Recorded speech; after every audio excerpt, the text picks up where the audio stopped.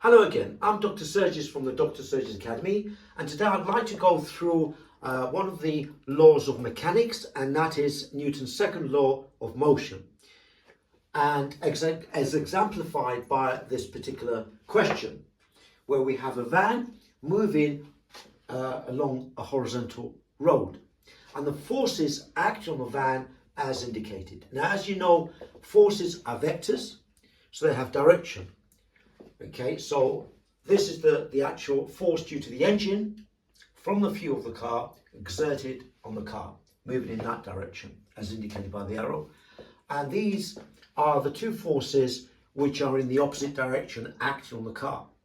And that's due to the air resistance, 1,000 newtons, which is called the drag force. And that's the frictional force acting on the cars, which is between the actual road and the actual rubber on the cars, which is trying to pull the car in the opposite direction, and that's 250 newtons, the friction force. Now let's look at the question. A van, as shown, has a mass of 2,000 kilograms, and that force acts from the actual center of gravity of the van downwards as indicated. Traveling, so that van, which has a total mass of 2,000 kilograms, including the driver, traveling along a horizontal road. The force exerted by the engine is 8,000 newtons, as we said, acting towards the right, trying to pull the car towards the right. And the drag force, air resistance, is 1,000 newtons, as we said, and the total friction force between the four wheels and the road is 250 newtons. And we're asked to calculate the acceleration of the car.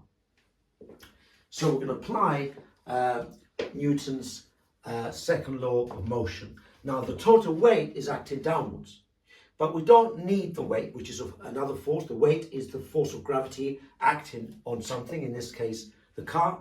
And we're not going to use this force, that is the weight, because there is no vertical displacement of the car. The car is only moving along a horizontal direction. So therefore it's only these forces we're going to use, because they're acting horizontally, and also the mass of the car, because we're going to apply the second law of motion, which we said, which is the resultant force, which is sigma F. Sigma is the Greek letter S, which represents the sum of the forces. Capital F, that's the resultant force, the sum of the forces, equals the mass, which is M. M is the mass of the car, which in this case is 2,000 kilograms, and times A. A is the acceleration of the car. Now, because force is vector and the forces acting towards the right act on the car are positive.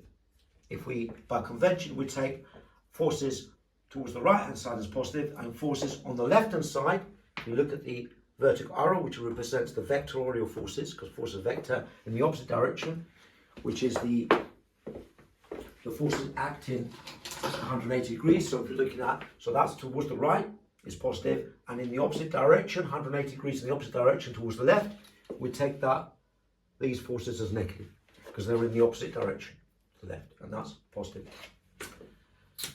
So the total force acting on the car is the sum of all the forces, sigma F. That's we often reserve the word resultant as sum.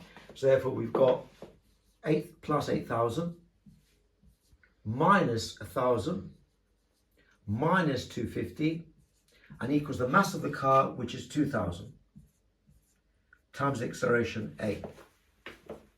Now if we calculate 8,000, take away 1,000, take away 250, we get a value of 6,750 newtons. Okay, so 8,000 take away 1,000, take away 250 is 6,750 newtons. We do the calculation, and that is sigma F. That's your result for the total force acting on the car, and obviously that's positive. If we do the calculation algebraically, so positive, that means the total force, the net force that is act on the car, is on the right hand side. If we add all these forces, the net force is positive, because by convention we take positive as going from left to right in that direction. So that's plus. Therefore, there is a net force acting on the right hand side of the car, and that causes the car to accelerate. And we know the mass of the car is 2,000 times the acceleration. A is the acceleration of the car. Of the van, rather, in this case. Okay. Right, so therefore, if we now do the calculation, we've got one unknown, one equation, one unknown in A, the acceleration. Therefore, A is equal to 6,750 newtons divided by 2,000. Yeah. And that will give us a value of to three significant figures, because in terms of the uncertainty, or if you like, the error in the experiment, because we take the least value in terms of what we're given. So in this case, it's three significant figures. Yeah. So we'll take the value of three significant figures, which is 3.38 meters per second squared. Okay. So it's 3.38 meters per second squared, which we can write as 3.38 meters second to minus 2. So in A level, we write meters second to minus 2, it's the same as per second squared. That notation, second to minus 2, means the same thing as per second squared. So therefore, the acceleration of the car is 3.38 meters per second squared, which is the same as saying that the velocity of the car, that is the speed of the car moving along horizontal direction, meaning it's increasing its speed by 3.38 meters per second squared per second. That's what meters per second squared means, meaning that the actual velocity or speed of the car increases by 3.38 meters per second every second.